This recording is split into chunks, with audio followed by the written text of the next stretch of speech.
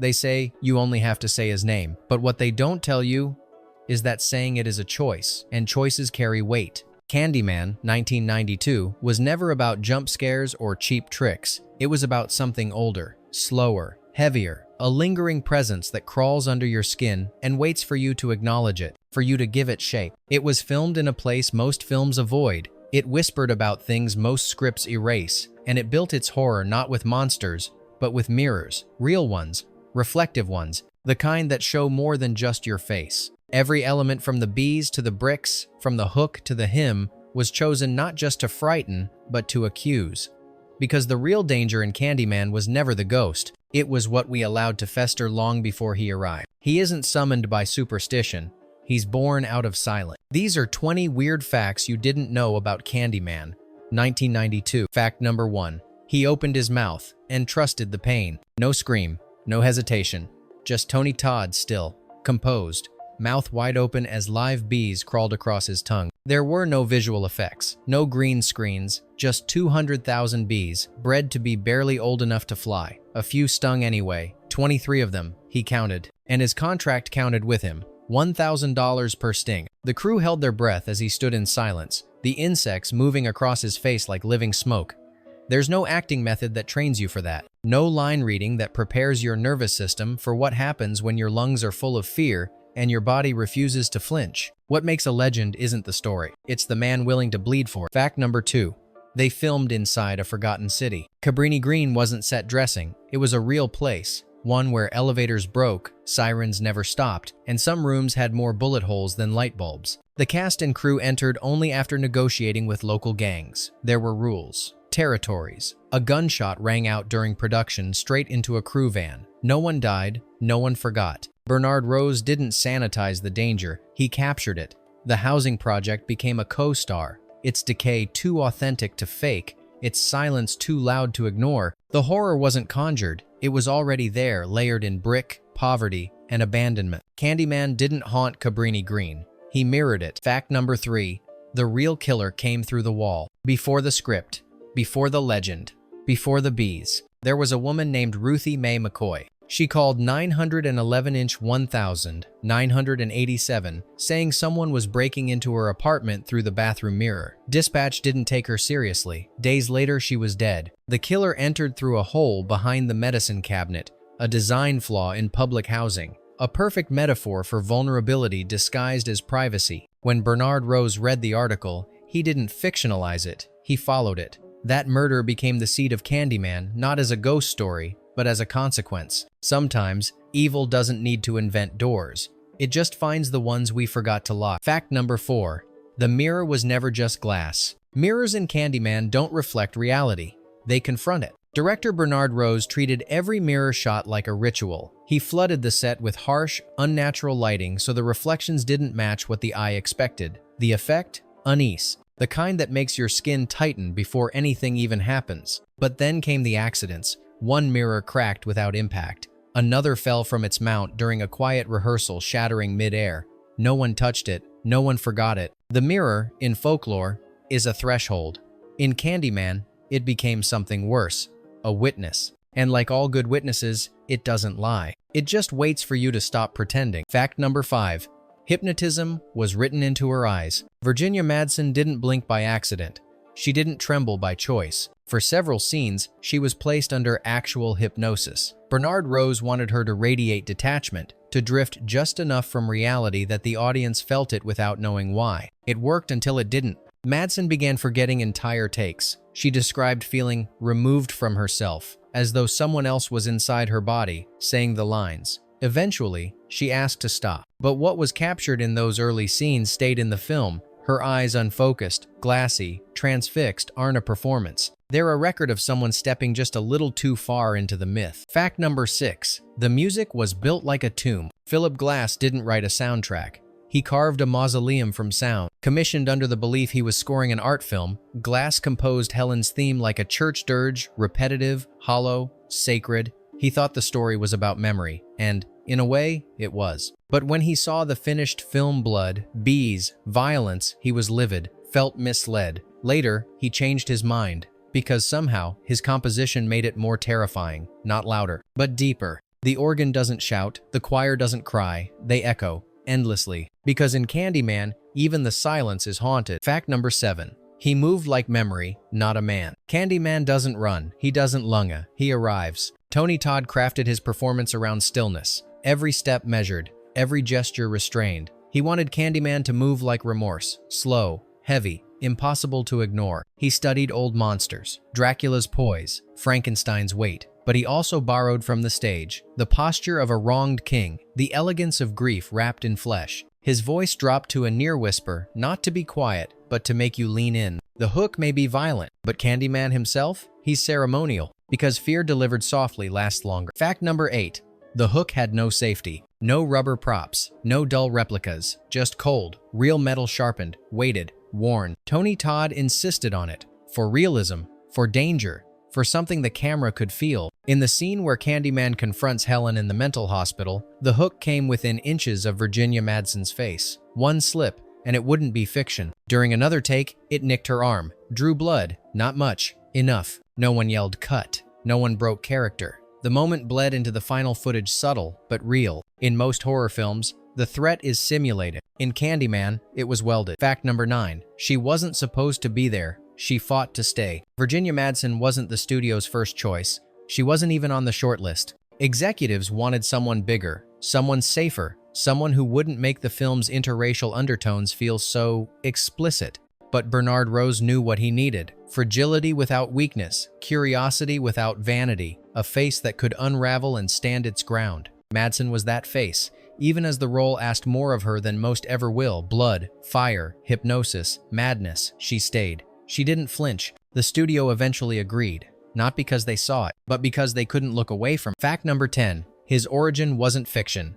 It was reconstruction. Clive Barker's original story gave Candyman no race, no backstory, no bees. He was a shape, a whisper in the dark. Bernard Rose gave him bones, blood, history. The transformation happened mid-production. Rose and Tony Todd wove a past for Candyman, a black artist, murdered for loving the wrong woman, mutilated by a crowd. Bees poured over his skin. The mythology was invented, but the pain behind it, that was real. America had its own Candymen, forgotten, erased, rewritten. This one just had a hook and a legend big enough to make us look. Candyman wasn't born in a script. He was built from the parts history tried to bury. Fact number 11. The ghost is barely there. That's why he stays. Tony Todd appears on screen for barely 6 minutes.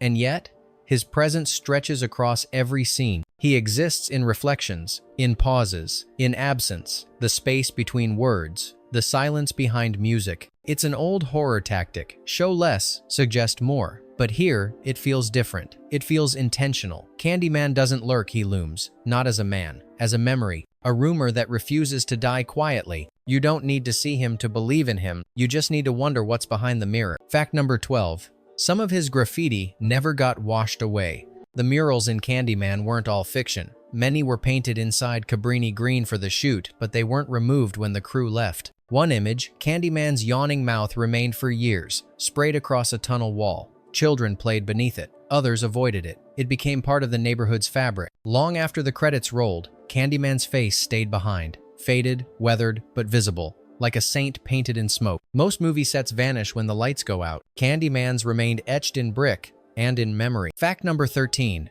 The studio wanted horror. What they got was a mirror. TriStar Pictures expected blood. What they got was reflection. After seeing early footage, executives grew uneasy. The racial themes were too direct, the tone too solemn. They asked Bernard Rose to lighten it, to focus on scares, to trim the subtext. He didn't. Instead, he leaned in deeper into race, deeper into poverty, deeper into the slow, suffocating weight of American violence. The studio backed off, but not before redacting the marketing. No mentions of race, no hint of politics, just the hook. But the film spoke anyway. Candyman wasn't censored. He just wasn't announced. Fact number 14.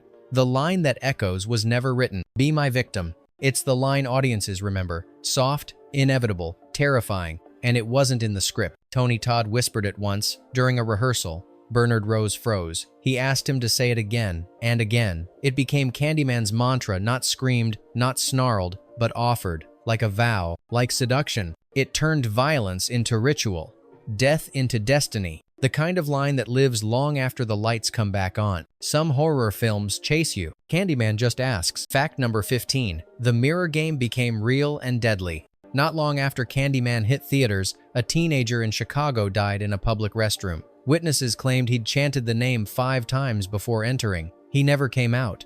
There was no evidence tying the film to the death, but newspapers ran with it. Killer movie inspires copycat. Fear spread faster than facts. The legend, once contained on screen, began leaking into headlines and households. Paramedics blamed myth. Parents blamed Hollywood. No one blamed the conditions that made both believable. In fiction, the mirror summons him. In reality, it summoned us. Fact number 16.